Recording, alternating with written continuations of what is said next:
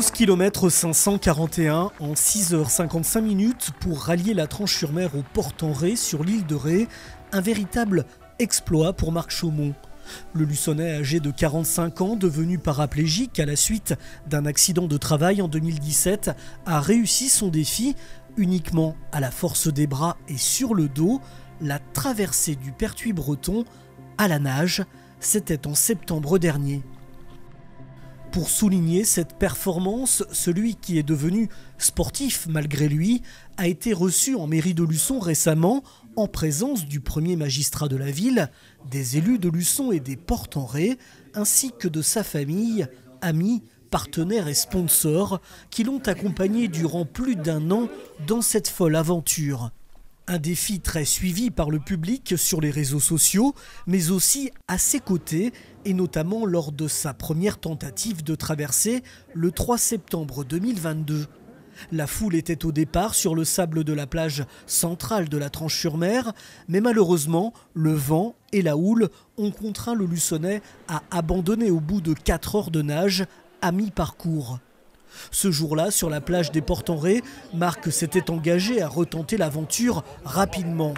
Et dès le 18 septembre, le quadragénaire a renfilé sa combinaison et s'était lancé une seconde fois dans une eau à 20 degrés sur son parcours. Il revient pour nous sur cette formidable expérience. Laborieux, mais ça a été un beau parcours à faire, quoi. Le message qu'on peut donner, c'est quoi? C'est qu'il faut rien lâcher, hein. Après, moi, le premier, j'y croyais pas du tout. Je suis habitué à avoir pas mal de petites idées farfelues, hein. Normalement, à la base, cette traversée, ça devait être juste une de mes idées farfelues supplémentaires au reste, quoi. Et celle-là, elle s'est concrétisée, hein. Et je me suis rendu compte que quand on a envie vraiment de quelque chose, on se donne les moyens d'y arriver, on lâche rien, puis on va jusqu'au bout, quoi. Et c'est ça, je pense, le message, ouais, c'est d'aller au bout des choses et qu'on soit valide ou handicapé, hein, faut pas se mettre de barrières, quoi, et que plus on se met des barrières, moins on avance, et quand on veut quelque chose, faut aller le chercher, se donner les moyens, faut avoir des rêves et les réaliser. Donc il y en a qui sont faits pour rester des rêves, mais il y a plein de rêves qu'on peut réaliser, hein. Et à son arrivée, cerise sur le gâteau, le parrain de son aventure était là pour l'accueillir, Philippe Croison, sportif amputé des 4 membres. C'était la première personne, la première image d'une personne handicapée, hein, que j'ai eu en tête au moment où j'ai eu mon accident.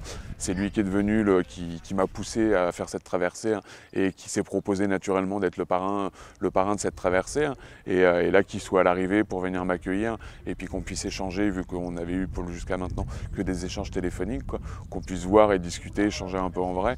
Ouais, c'était vraiment c'était excellent, quoi. Donc comme on dit maintenant, ouais, la boucle est bouclée. Marc qui a été très soutenu lors de ses 2 départs par sa famille et ses amis qui ont toujours cru en lui. Oui, tout à fait. Oui, donc je suis avec ma fille Mélissa, ma femme, puis on a vu beaucoup de Luçonnais là au départ de la Tranche-sur-Mer là pour le parcours de Marc. Tu es fier de ton oncle? Ouais, trop. C'est le meilleur tonton du monde. Qu'est-ce que tu en penses, toi, de ce qu'il est en train d'accomplir? Il s'apitoie pas sur son sort et puis il décide de trouver des choses et puis il a réussi. Il est courageux, tonton? Ouais, trop. Fier de lui? Oui. Marco, j'ai connu tout gamin. C'était un gamin très volontaire, très rigolo, un fouteur de bordel, mais un gamin très vivant. Donc ça ne m'étonne pas qu'il fasse ça du tout. Il va y arriver les doigts dans le nez, voilà. Bien sûr, si je suis là, c'est pour le soutenir, hein. Déjà, le tempérament qu'il a, il faut déjà être relativement costaud mentalement, quoi, hein. Donc moi, je le soutiens. En plus, c'est un copain de mon fils, donc on fait tout pour le soutenir, pour l'aider, quoi, surtout. C'est un super défi. Je pense qu'il y a 20 ans, on lui aurait dit tu vas traverser la Tranche pour aller à l'île de Ré à la nage.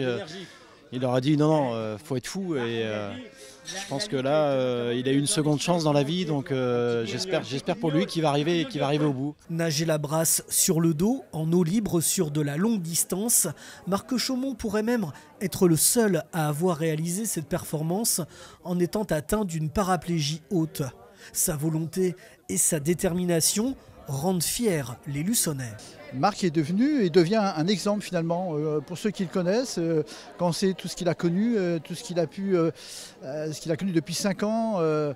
Son projet est un projet formidable. Franchement, quand on voit un petit peu la ténacité, cette volonté qu'il a, c'est une grande fierté pour la ville du Luçon. C'est vraiment une très très belle fierté. Voilà. Ce sera pour nous, on va dire, un ambassadeur. Voilà.